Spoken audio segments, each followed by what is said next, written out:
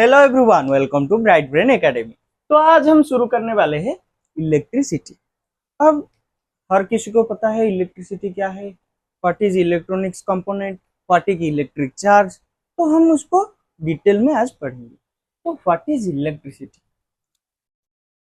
Resultant flow of charges is known as electricity.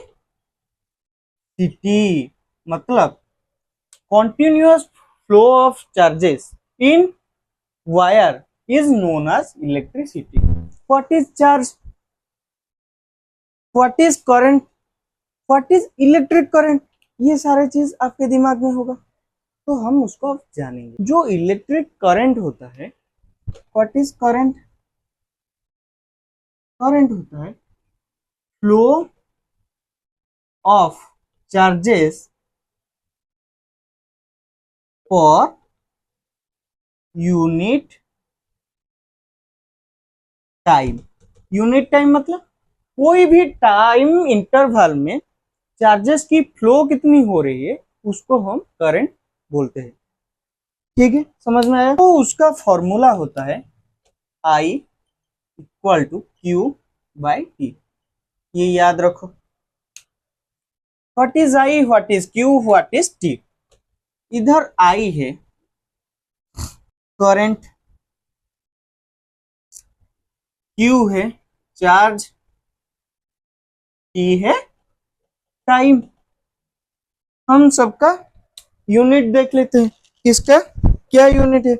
Current का unit है ampere, charge का unit है coulomb, time का यूनिट है सेकेंड। तो एम्पियर ये जो कूलम पर सेकेंड होता है। ठीक है, हम एक एग्जांपल लेंगे। कैसे कैसे शॉर्ट टाइप, लॉन्ग टाइप, कैसे क्वेश्चन आते हैं 10th में, सारा कवर करने वाले हैं। तो हमें पता है I equal to Q by T। तो हमें दे दिया I equal to 0.5 ampere in 10 minute, time भी दे दिया। तो कितने चार्ज फ्लो होगा? सॉल्यूशन कैसे निकलेगा? यहाँ पे 0.5 इक्वल टू Q पूछा है, 10 मिनट, इसको इसके साथ मल्टीप्लाई कर ले, लेकिन ये गलत हो जाएगा, गलत आंसर दे देगा। हम इसको सेकेंड में कन्वर्ट करेंगे, ये मिनट में है। बार बार बोल रहा हूँ SI यूनिट में कन्वर्ट करो फिर क्वेश्चन सॉल्व करो। तो 10 इंटू 60 सेकेंड, एक मिनट में 60 सेकेंड होता है। तो 10 मिनट में कितने? 600 सेकेंड। तो इसमें मल्टीप्लाई किया जाएगा 5 इंटू 600 इक्वल टू Q। यहां से एक जीरो, यहां से एक जीरो चला गया, ये 50 हो गया, ये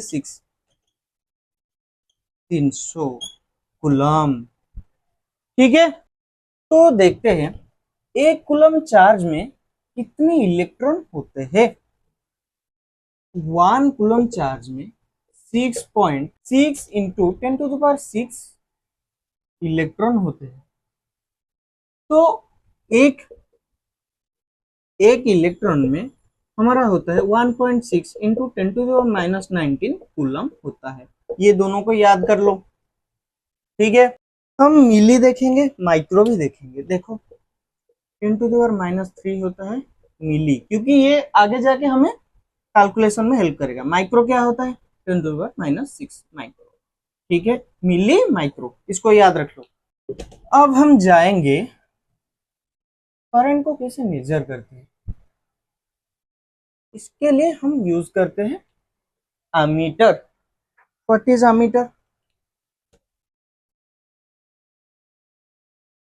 यूज्ड फॉर मेजर करंट। ठीक है, याद रखो, इसको हम सीरीज में कनेक्ट करते हैं। मतलब देखो, ये एक डिवाइस हो गया, यहाँ पे एक फैन लगा है, फैन का एक टर्मिनल यहाँ, एक टर्मिनल यहाँ, यहाँ पे एक बल्ब लगा है, इसका एक टर्मिनल यहाँ, इसका एक टर्मिनल यहाँ। ये प्रोवाइड कर रहा है 220 वोल्ट जो हमारा घर का सप्लाई होता है। ये दोनों सीरीज में लगे हुए हैं। इसका एक टर्मिनल यहाँ से जुड़ा है, इसका एक टर्मिनल यहाँ से जुड़ा है, दोनों एक दूसरे से जुड़ा है। अगर बल्ब खराब हो जाए तो फैन नहीं चलेगा, फैन खराब हो जाए तो बल्ब नहीं चलेगा। इसके करंट इसके बीच होके फ्लो होता है। तो ऐसे हमारा अमीटर कनेक्ट होके हमारा मेजरमेंट होता है करंट का। ठीक है, ये देखते हैं कोई एक सीरीज या पैरेलल बना के देखते हैं कैसे सीरीज होता है, कैसे पैरेलल होता है, ऐसे क्यों करते हैं, हमारा घर में कौन सा कनेक्शन है, सारा चीज आपका डाउट में नहीं रहेगा क्योंकि हम उसको डिटेल में पढ़ेंगे। देखो मतलब देखियो, ये वायर हो गया, ये बैटरी हो गया, या हमारा घर का कनेक्शन जो 220 वोल्ट का आता है, ये हमारा घर का कनेक्शन हो गया। ये इससे ज्वाइन कर देंगे तो उड़ जाएगा। यहाँ पे एक फैन, रेफ्रिजरेटर, बल्ब, इसे कनेक्ट करेंगे। फिर क्या होगा, कोई भी अप्लायंसेस ठीक से नहीं चलेगा क्योंकि ये पहले करंट लेगा, जो मतलब बच जाएगा, फिर उस दूसरे को देगा, फिर ये दूसरे को देगा, इससे ये कम कम होगा। लेकिन हमारा घर में ये क्यों होता है वो मैं बाद में बोलूंगा, क्योंकि अब थोड़ा सा करंट में एंटर कर लो फिर हम उसका रीजन जानेंगे। देखो ये हो गया फैन, ये हो गया बल्ब, ये हो गया रेफ्रिजरेटर। जिसको जितना चाहिए वो डायरेक्ट सप्लाई से ले सकता है, किसको कोई चीज की देने की इंतजार नहीं रहेगी।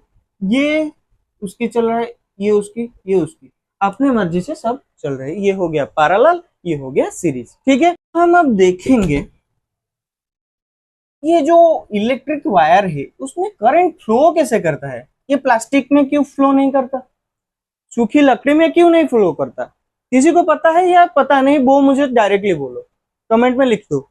देखो, why current flow in metal wire.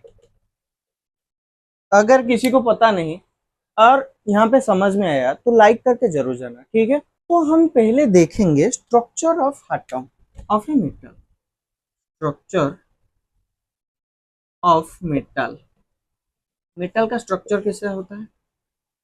Metal